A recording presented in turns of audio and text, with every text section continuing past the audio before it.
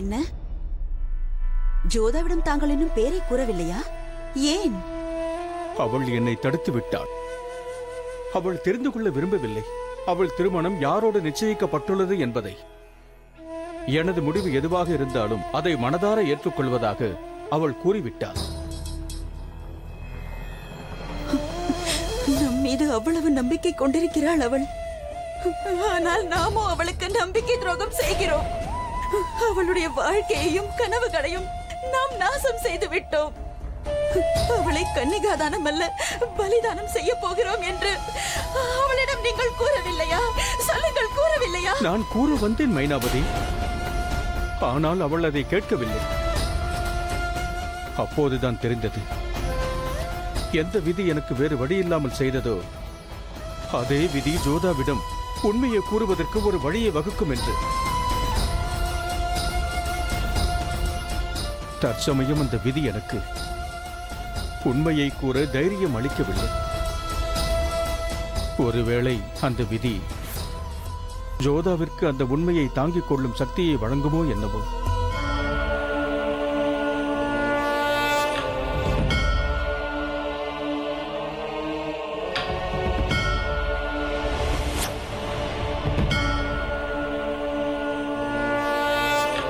காளி மாதா, உனது லீலைகளை யாரும் புரிந்து கொள்ள முடியாது. காலத்தின் போக்கையும் மனிதனின் விதியையும் உங்களால் மட்டும்தான் மாற்ற முடியும். அதுபோலவே இப்பொழுது மாற்றிவிட்டீர்கள். காலத்தின் போக்கையே மாற்றிவிட்டீர்கள். இதுவரை நடக்காதது இப்பொழுது நடக்கப் போகிறது. இரு தனி மனிதர்கள் அல்ல, இரு நாடுகள் அல்ல, இரு துருவங்கள் ஒன்றாக போகிறது. அவர்கள் சேர்ந்து செய்ய போகும் விஷயங்கள் ஒப்பிட முடியாத அளவிற்கு நிலைக்கப் போகிறது. இந்த பூமியும் ஆகாயமும் இருக்கும் வரை அவர்கள் இருவரும் பேசப்படுவார்கள். தாயே, ஜெய் மகாகாளி. ராஜகுமாரி ஜோதாவிற்கும் ஜலாலுக்கும் நடைபெறும் திருமணம் நாடெங்கும் தீ போல் பரவியது. இந்த விஷயம் குறித்து அனைத்து ராஜபுத்திர மன்னர்களும் பார்மல் மீது அதிருப்தியில் இருந்தனர். அதில் ஒருவர்தான் வரலாற்றில் மாவீரனாக கருதப்பட்ட சிசோத்தியா வம்சத்தைச் சேர்ந்த மேவாலின் அரசன். முகலாயர்களை கண்டு நடுங்கும் அதிவீர புஜ பராக்கிரமசாலி, ராஜபுத்திர மன்னர்களிலேயே மாவீரனாக கருதப்பட்ட மகாராணா பிரதாப் சிங்.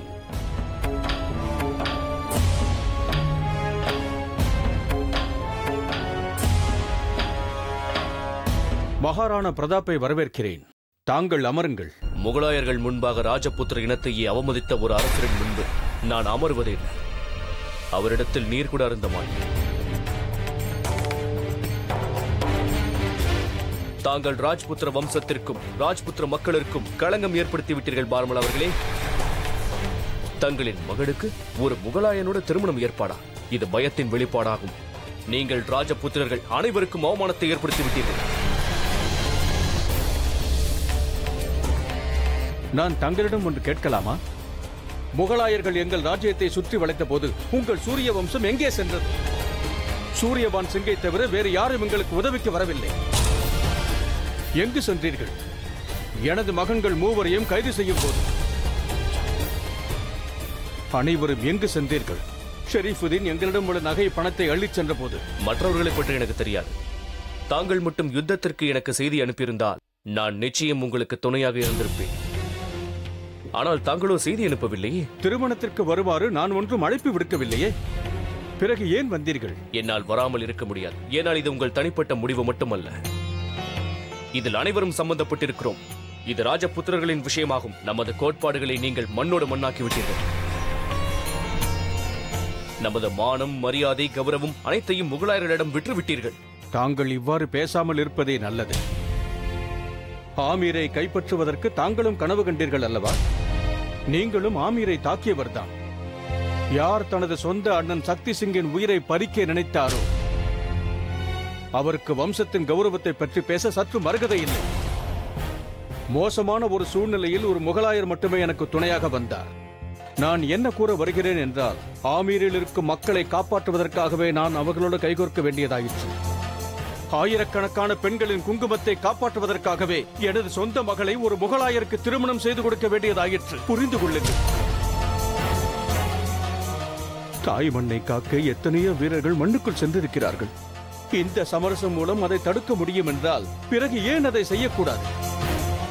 இவ்வாறு செய்வதால் தங்களுக்கு வேதனை ஏற்படுகிறது என்றால் உங்கள் வாளை எடுங்கள், முகலாயர்களை எதிர்த்து போரிடுங்கள். தங்களால் அவ்வாறு செய்ய முடியாது. ஏனென்றால் சித்தோடுக்கு தாங்கள் ராஜா ஆகவில்லை என்பதால். ஏனென்றால் தங்களிடம் தற்போது சேனை இல்லையே. ஒரு உண்மையான வீரன் தன் வீரத்தை நிரூபிக்க அவனுக்கு சேனைகள் அவசியமில்லை. சரியான சமயமே முக்கியம். அதுபோன்ற சமயம் தங்களுக்கு அமைந்தது. ஆனால் தாங்களோ தங்கள் மரியாதையை விட தங்கள் மகன்களையே முக்கியமாக கருதினீர்கள். தாங்கள் மறந்து விட்டீர்களா? ஒரு உண்மையான வீரனுக்கு தன்னுடைய உயிரை விட தன்னுடைய மான மரியாதை தான் அவசியமாகும். இன்னொன்றையும் மறந்து விட்டீர்கள். நாம் அணியும் தலைப்பாகை நம் உயிரையும் துச்சமாக மதிக்கும் நம் கௌரவத்தை காட்டுகிறது. என்றாவது ஒரு நாள் தலை வெட்டப்பட்டு தரையில் விழுந்தாலும் இந்த தலைப்பாகை சரிந்துவிடக்கூடாது. வெட்டப்பட்ட தலைகள் நம் ராஜ்யத்தில் கொண்டாடப்படும். ஆனால் உங்களை போன்ற தலை குனிந்தவர்கள்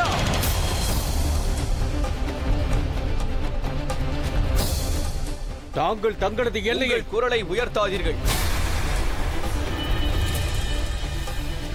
எவன் ஒருவன் எதிரி முன்பு தலை குனிந்து நிற்கின்றானோ அவன் குரல் ஓங்கி ஒலிக்க கூடாது.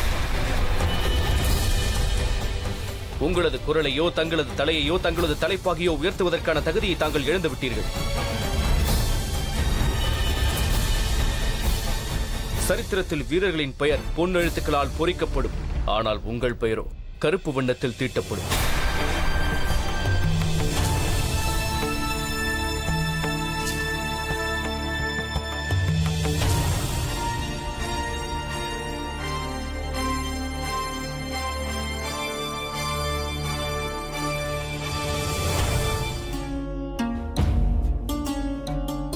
என்னவாயிற்று மோதி? இந்த அனைத்து ராஜாக்களும் சற்று முன்னர் தான் இங்கு வந்தார்கள். அதற்குள் திரும்பி சென்று விட்டார்கள். தெரியவில்லை. அவர்கள் வந்த வேலை முடிந்திருக்கலாம். எனக்கு புரிந்து விட்டது. தந்தையார் எனக்கு திருமணம் நிச்சயித்து விட்டார் அல்லவா? அந்த விஷயத்தை கூறத்தான் அவர்களை அழைத்திருப்பார். திருமணமா? தங்களுக்கு தங்கள் திருமணம் பற்றி தெரிந்து விட்டதா? தந்தையார் நேற்றே அதை பற்றி கூறினார். மகாராஜா கூறிவிட்டாரா? அப்படி என்றால் இந்த திருமணத்திற்கு ஆம், நான் தயாராக இருக்கிறேன். ஆமீரை காப்பாற்றுவதற்காக தந்தை கொடுத்த வாக்கை நான் நிச்சயம் நிறைவேற்றுவேன். தந்தை என்னை எந்த ராஜாவை திருமணம் செய்து கொள்ள சொன்னாலும் அவரை நான் ஏற்றுக்கொள்வேன். ராஜவம்சமா? அவ்வாறென்றால் மகாராஜா ஜோதாவிடம் ஜலாலை பற்றி கூறவில்லை என்று நினைக்கிறேன். நீ என்ன யோசிக்கின்றாய்? இல்லை, ஒன்றுமில்லை. மகாராஜா தங்களிடம் அவரின் பெயரை கூறினாரா? இல்லை. ஆமீரை காப்பாற்றுவதற்காக இந்த திருமணத்தை நான் செய்து கொள்வது மிகவும் அவசியம் என்று கூறினார். அதன் பிறகு நான் அவரை கேட்பதற்கு என்ன இருக்கிறது? நான் கூறுவது சரிதானே? மோதி, என்ன இது? ஏன் இவ்வாறு அழுகின்றாய்? திருமணத்திற்கு பிறகு ஆமீரோடு இருக்கும் பந்தத்தை நான் விட்டு சென்றாலும் நாம் பிரிய மாட்டோம். நான் உன்னை என்னோடு எனது மாமியார் வீட்டிற்கு அழைத்து செல்வேன். அழுவதை நிறுத்து. மோதி, எனக்கு சத்தியம் செய். என் மாமியார் வீட்டிற்கு நீ வருவாய் அல்லவா?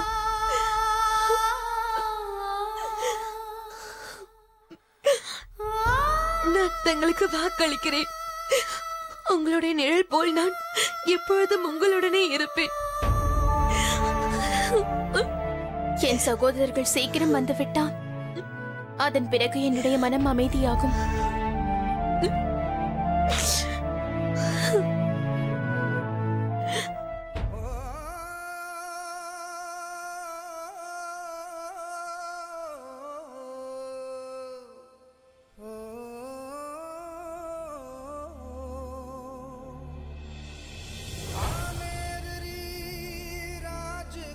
அந்த குரல் யாருடையது?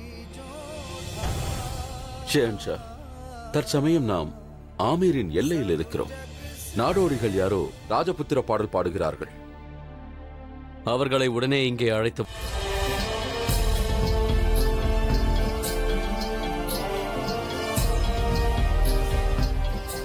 நீங்கள் அனைவரும் யார்?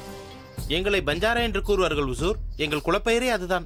ஊர் ஊராக சென்று மக்களுக்கு ராஜா மகாராஜா கதைகளை பாடி காட்டுவோம். அதில் ஏதாவது நாங்கள் தவறு இழைத்திருந்தால் எங்களை மன்னித்து விடுங்கள். தவறு செய்திருந்தால் நான் அதற்கு தண்டனை அளிப்பேன். நீங்கள் மக்களிடம் பாடும் பாடல்களை நானும் கேட்க விரும்புகிறேன். தங்களது கட்டளை மன்னா. உங்களது மொழியும் எனக்கு சற்று புரியும். தங்கள் விருப்பப்படியே செய்கிறோம் உசூர்.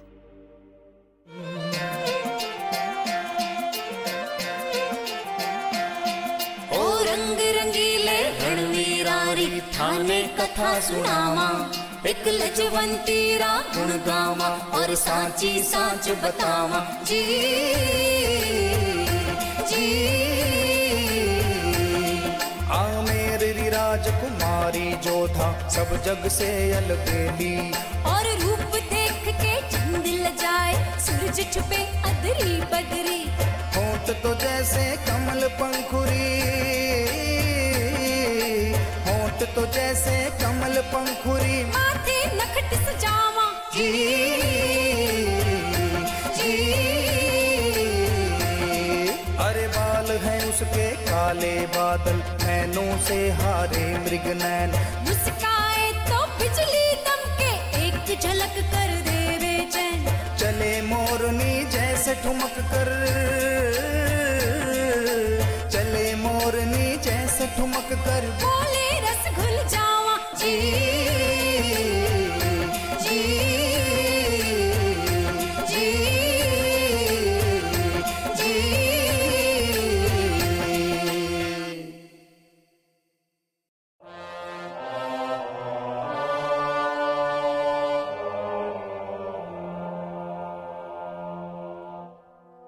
இது உங்களுக்கான பரிசு. உங்கள் புகழ் உலகமெல்லாம் பரவட்டும் மன்னா. நீங்கள் ஆமீரின் ராஜகுமாரியை புகழ்ந்து பாடியதற்காக நான் இதை உங்களுக்கு பரிசாக கொடுக்கிறேன். ஆனால் ஒன்றை மறந்து விடாதீர்கள். இனி ஆமீரின் ராஜகுமாரியை பற்றி எங்கேயாவது புகழ்ந்து பாடினீர்கள் என்றால் பிறகு பாடுவதற்கு உங்களுக்கு நாக்கு இருக்காது. உங்கள் அனைவருக்கும் நான் கூறியது புரிந்ததா?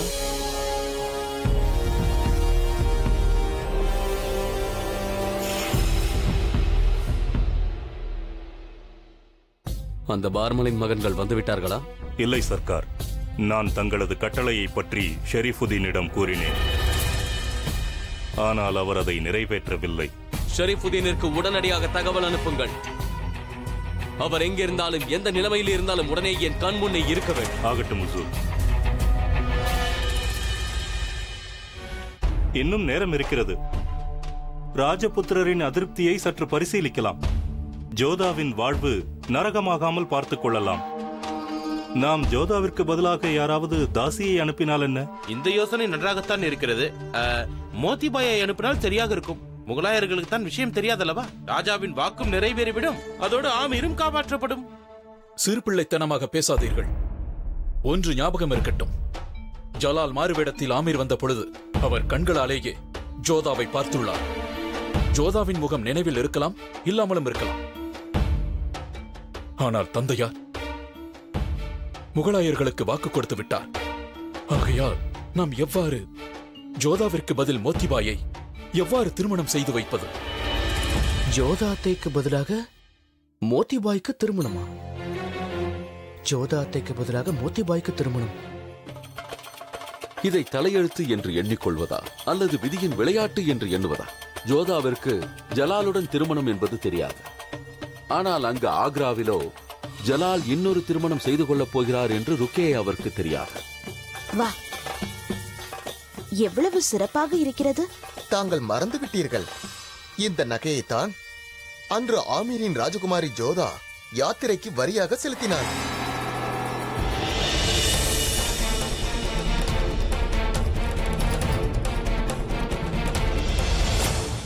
அதை எப்படி நான் மறக்க முடியும்? அவள் ஆமீரின் ராஜகுமாரி என்று திமிராக பேசினாளே, பைத்தியக்காரி. பாவம், இப்பொழுது தாசியாகி இருப்பாள். ஷரீஃபுதீனின் வீட்டில் வேலை செய்யும் பெண்ணாக மாறியிருப்பாள். தாங்கள் விரும்பினால் இது போன்ற நகையை தாங்களே செய்து கொள்ளலாமே. மற்ற பேகங்களைப் போல நகைகளை செய்து கொள்வது, புதிய நகைகளை வாங்குவதை விட எனக்கு நிறைய வேலை இருக்கிறது. நான் முக்கியமான மகாராணி. இதைத்தான் நானும் கூறினேன். நீங்கள் ஒரு முக்கியமான மகாராணி. அதனால் அரிய பொருட்கள் எல்லாம் தங்களிடமே இருக்க வேண்டும். அது போன்ற ஒப்பிட முடியாத பொருட்களால் தங்களை இன்னும் உயரத்துக்கு அது கொண்டு சென்றுவிடும். நல்ல ஆலோசனை. ஷெஹன்ஷா ஒவ்வொரு ராஜ்யங்களாக ஜெயித்துக் கொண்டு வருகிறார். அதனால் ஒவ்வொரு ராஜ்யத்திலிருந்தும் ஞாபகார்த்தமாக எனக்காக ஒன்றை வாங்கி வருவார். நீ ஒரு வேலை செய், எனக்காக இதை போல இன்னொன்றை செய். ஞாபகம் இருக்கட்டும், அது பார்ப்பதற்கு இது போலவே இருக்க வேண்டும்.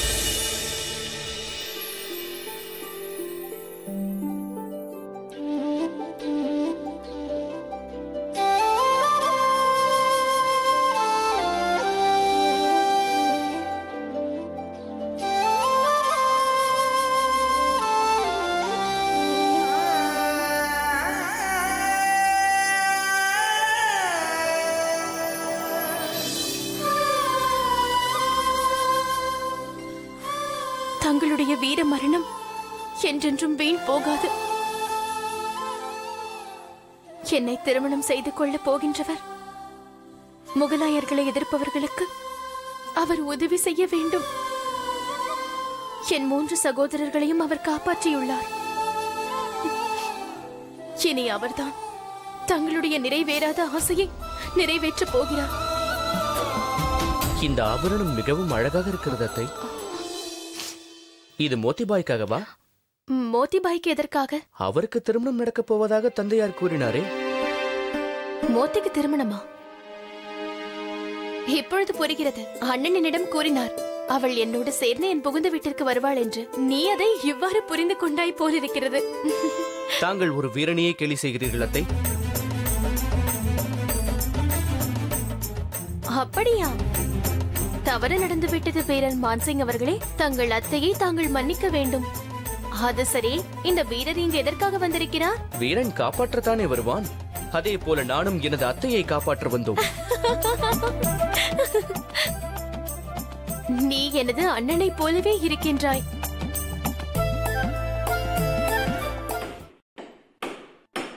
ஒருபுறம் யுத்தத்தால் ஆட்சி மாற்றம், இன்னொரு புறம் ஜோதாவிற்கு ஜலாலுடன் திருமணம். இதனால் ஆமீர் மக்கள் எந்த அளவிற்கு வெறுப்படைந்துள்ளனர் என்றால், ஒரு மாவீரன் தனது உயிரையும் பொருட்படுத்தாமல் ஜலாலின் கூடாரத்திற்கே சென்று விட்டான்.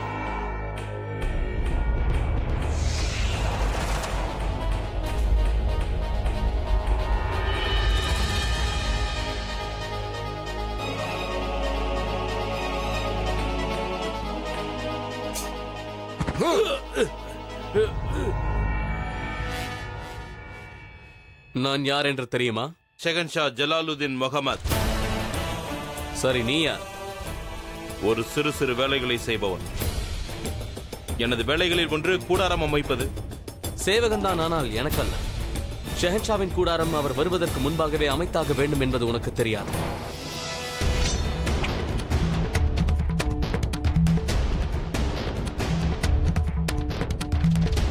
உனது கத்தி அந்த உரையில் இல்லை. எங்கிருக்கிறது?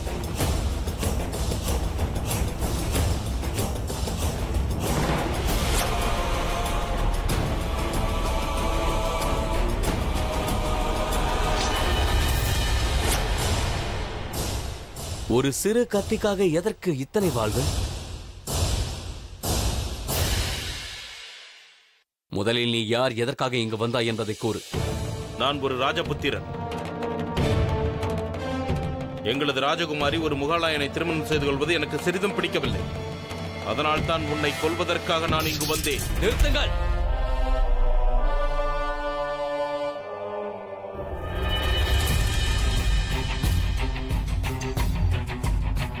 உன் விருப்பத்தை நிறைவேற்றிக்கொள். என் உயிரை எடுத்துவிடு. ஆனால் தாங்கள் மிகவும் வீரர்கள் என்று நான் இதுவரை கேள்விப்பட்டிருந்தேன். கள்ளத்தனமாக தாக்க மாட்டார்களாமே? கள்ளத்தனமாக தாங்கள் தான் எங்கள் ராஜ்யத்திற்குள் நுழைந்தீர்கள். அப்படி என்றால் நான் அங்கு வந்த விஷயம் உனக்கும் தெரியும் அல்லவா? ஆம், ஆனால் ஒன்று மட்டும் தெரியாது. ஆமீரின் வீதிகளுக்குள் நடந்து கொண்டிருப்பது முகமது ஜலாலுதீன் என்று தெரியாது. தெரிந்திருந்தால் அப்போதே உன்னை அங்கேயும் கொல்ல முடியவில்லை, இங்கேயும் வந்து மாட்டிக்கொண்டாய். உன் நிலைமை என்னவாக போகிறது? உயிருடன் திரும்ப மாட்டேன் என்று தெரிந்துதான் இங்கு வந்தேன். என்னை கொன்றுவிடு, கொன்றுவிடு என்னை. இப்படியே உங்கள் அனைவரையும் கொன்று கொண்டிருந்தால் ஜோதாவை நான் திருமணம் செய்து கொள்ளும் போது எங்களை ஆசீர்வதிக்க உறவு என்று கூற யார் இருப்பீர்கள்? இவனை விட்டுவிடுங்கள், போகட்டும்.